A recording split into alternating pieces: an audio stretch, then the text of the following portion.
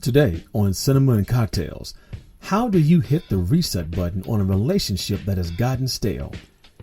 I don't know, maybe go on a retreat, try to figure out exactly who you're involved with, like Elizabeth Moss and Mark Duplass in that film entitled The One That I Love.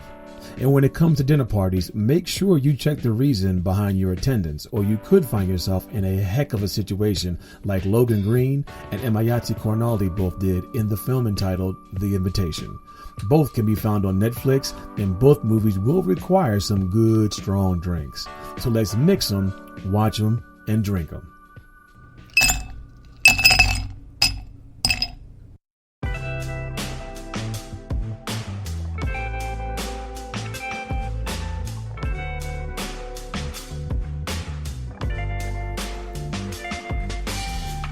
I don't know how you guys feel about dinner parties, but I don't know. I think gatherings are cool, but I don't know. Maybe I just haven't grown up enough to be, sitting around with a bunch of people having dinner and then slipping off and having brandy and cigars or dessert or something. I don't know. I guess it depends upon the people who were there, right? Like if it's a dinner party with a bunch of friends from like college or your childhood or someplace where there's, some camaraderie, I guess it's kind of cool. But going to a dinner party where you don't really know anybody, like the office dinner party, it's a different kind of setting, not as intimate as a house dinner party, but you get what I'm trying to say. And when you add in the fact that a potential ex-spouse is inviting you to a dinner party, like an ex-wife or ex-husband, oh man, the red flag's got to be going off all over the place. So I don't know. But then again, that's just me, right? So the invitation follows a man who accepts an invitation to a dinner party hosted by his ex-wife. And, just from there, man, things just kind of spiral. And I'm not going to say how they spiraled or why they spiraled. That's for you to watch on your own. But, oh, man, it's an interesting watch. I'll leave it at that. Let's take a look at some of the people who were involved in this very, very good movie, by the way. Logan Marshall Green plays our lead guy known as Will. You may have recognized him from Brooklyn's Finest. I remembered him when I couldn't quite tell what he looked like because he has like this full grown beard, but he was the mechanic in that film called Devil. I don't know how many of you all saw Devil, but I thought Devil was pretty good. It got panned by the critics and reviews, but for me, it was entertaining. I loved it. I really got into it. He was in Spider-Man Homecoming. He was the Shocker, which was cool. And he was also in that miniseries that was on Netflix not too long ago, When They See Us. And I also saw him in Prometheus. Now, I don't know. I'm a big Aliens franchise guy. So I was really excited to see Prometheus. Man, I'll leave it at that. Prometheus was Prometheus, and we'll just go ahead and move on from there. Emmayatzi Corineldi got her start in The Young and the Restless. She was, what is it called? A soap opera. She was also in The Hand of God, another TV series, and she has more recently been involved in that television series called Ballers, the one that's ran by The Rock, Dwayne Johnson. Does a good job with it. Tammy Blanchard, another soap opera individual, has a nice, solid 53 credits, by the way. Excuse me, Emmayatzi also has a solid 41 credits. I forgot to mention that. Tammy has 53. She, too, got her start on Guiding Light. She also dropped in on Law & Order, another television series. And a lot of you all may remember her. I saw her in The Good Shepherd. And I don't know if you all saw The Good Shepherd with Angelina Jolie and Matt Damon and Robert De Niro. She was the deaf girl that married Matt Damon initially. Oh, he was dating her initially, but then he left her when he went off to go get married to Angelina Jolie. Sorry if I spoiled it for you if you haven't seen that movie. Oops. Anyway, the last guy who was in this is Michael Huisman, I believe it is. He plays David. He's got 53 credits to his name. He's also another TV series guy. He was in Treme. He was in the movie called Irreplaceable You. He was also in The Haunting of Hill House. But most of you all probably recognize him, even though he is, I can't remember, was he clean shaven or a beard? But he was Dario Naharis. Yes, he was the guy that got the dragon lady in Game of Thrones, Daenerys Targaryen. He was her lover for a while, and everybody was, that's for us Game of Thrones nerds. But, let us move on. The character arcs, we're really only going to focus on two, because I think there's two major characters who are at the focus of this film. One of them is Will, and the other one is Eden. Okay, both played by Tammy and Logan. Now, Will's character is interesting and deep. Okay, I mean, from the moment that we're introduced to Will, we can tell that he's a little off. Okay, he has this kind of stoic silence about him, and he has a very withdrawn demeanor that make you wonder about his state of mind, his personality, and some of his motivations and his overall mindset. Now, as the movie unfolds, you learn about things in his past, so you kind of understand, how he used to, you kind of understand where he's at, but it's kind of refreshing to understand what he used to be like, and then more importantly, where is he going from this point forward? Because his demeanor is one, I won't say it's unsettling, but you're constantly trying to figure out what exactly is he thinking, because the movie's shown through his eyes as you're watching things happen in front of him. And you're also constantly trying to figure out what is it that I'm also dealing with as the person who's in Will's eyes, watching things unfold in front of you. Eden, the other character, she's kind of hard to read at first because, man, she appears just over the top sweet and kind and giving, almost to the point where it just seems like it's fake, But then you too also begin to realize who she is and possibly maybe was, or, maybe you're just not sure. Over time, the story, the exposition of her storyline explains the issues that she has dealt with and why she exists in her own current mental state. The dialogue in this film I thought was absolutely fantastic. To me, personally, as I was watching this film, and I've watched it a couple of times, I think all of the dialogue, save for a couple of conversations, is straight subtext. I mean, there's a much deeper implication behind what's being said and how it's being said. Each conversation has this sense of wonderment, and it's not just generalities. Like, some of it's just minutia, but other points of it, they're definitely talking about something, and you're trying to figure it out. So it's important that you pay attention to what everybody's saying, who they are talking to, and why they are saying.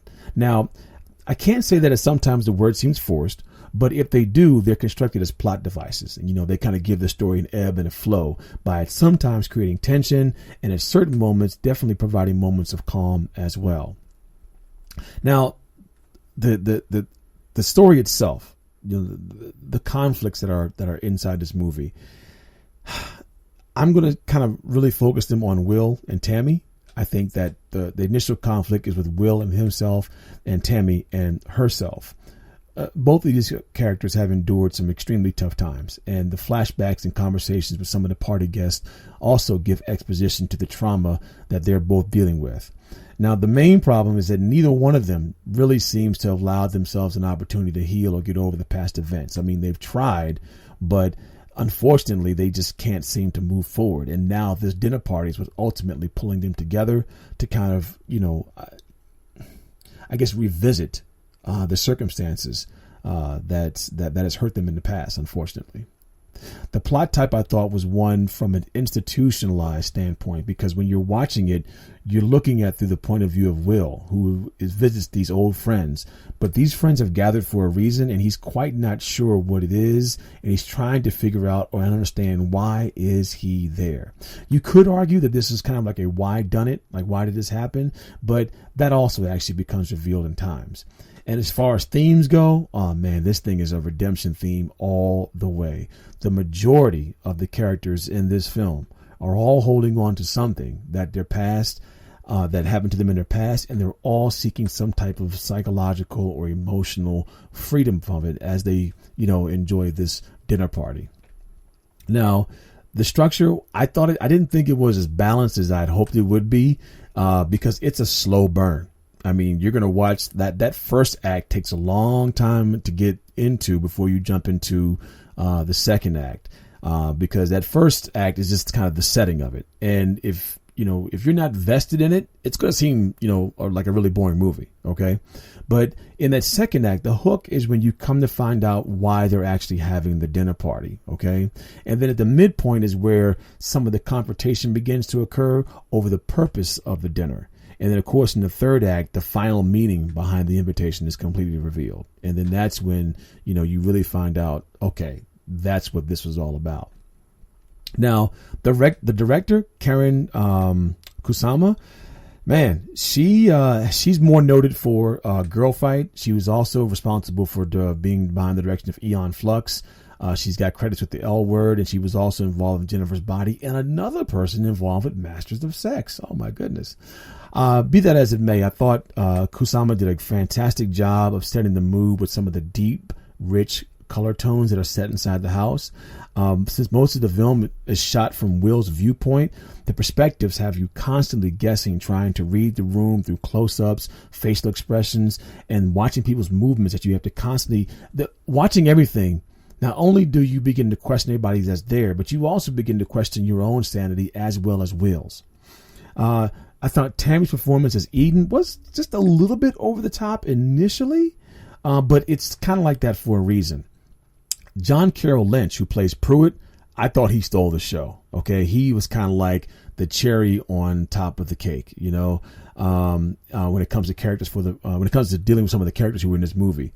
The editing and the flashbacks give great backstory and exposition to the film.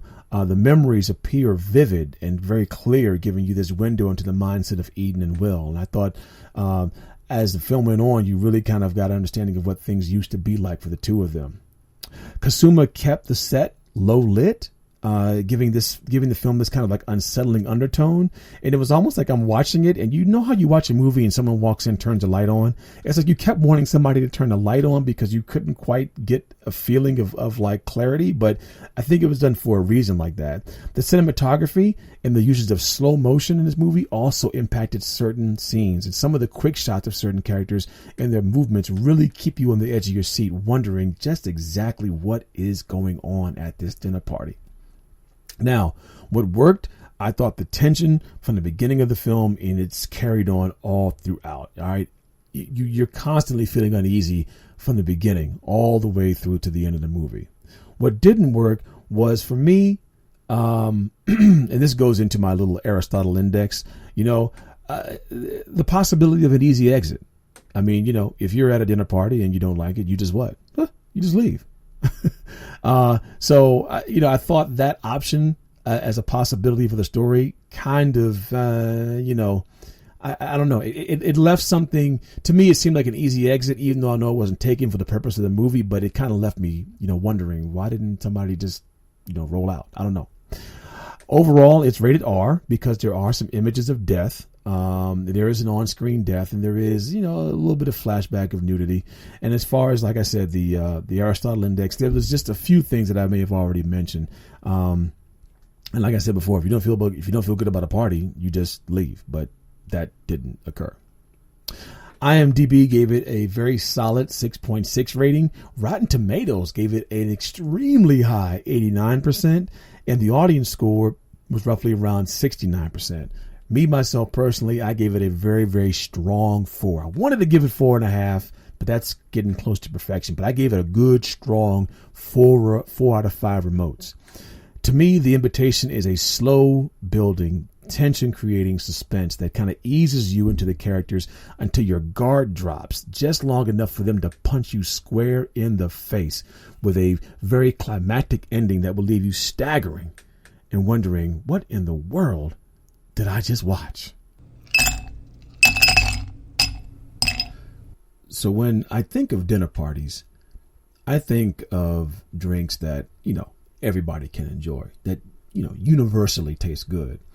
And since we're kind of creeping up on the holiday season, I was trying to combine, the holidays and, a dinner party and what would be something that everybody kind of enjoys around this time of year.